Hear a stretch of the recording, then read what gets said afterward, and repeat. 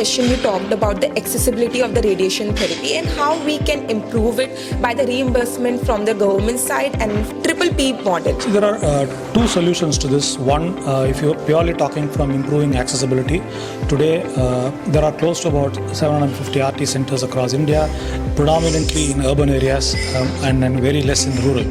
So if you want to have a center, first of all, closer to the population, especially in the remote areas, one is of course improving the number of infrastructure by directly increasing the number of linacs in the country, but for doing that there's a lot of high-end capital infrastructure required.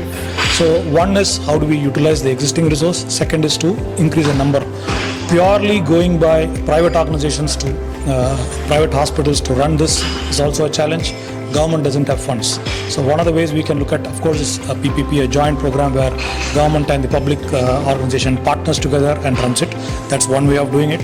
Second is you can have an hub and spoke model where you can have a premier system in one of the cities, metropolitan cities, and have spokes across in smaller centers where due to lack of expertise, if people are not unable to go and get the best treatments in the remote areas, you can access the hub center through technology and make sure that the treatment outcomes are available even to the deprived population in the remote areas. So that's the hub and spoke model that we're talking of. Third, of course, is today if you look at almost 80% or 70 to 80% of the population are having medical expenses which are out of pocket.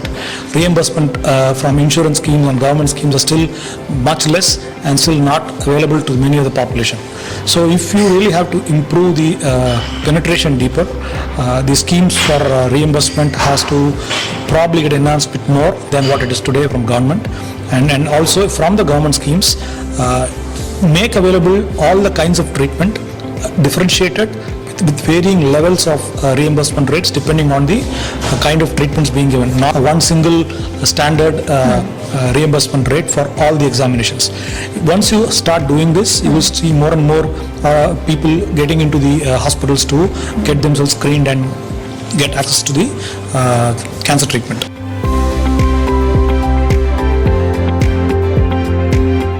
Adding to this, sir, as we all know that these therapies are not affordable to the layman people. So is there anything we can do for the people who are suffering from this and make them affordable of this? One of the factors for making things affordable, of course, is the initial capital expenditure which the government or the private organization have to put has to come down. That's number one. Even the available infrastructure is not getting adequately used due to lack of trained manpower. Yes. So there should be a lot of private organizations which come forward to work with important specialist centers to skill our RTs, technologists, radiation therapists, etc. in order to make them more available for treating patients in a better manner, number one. Number two, we can use technology. So remote technologies are possible today in order to make the best of treatments available to the remote population through digital technology.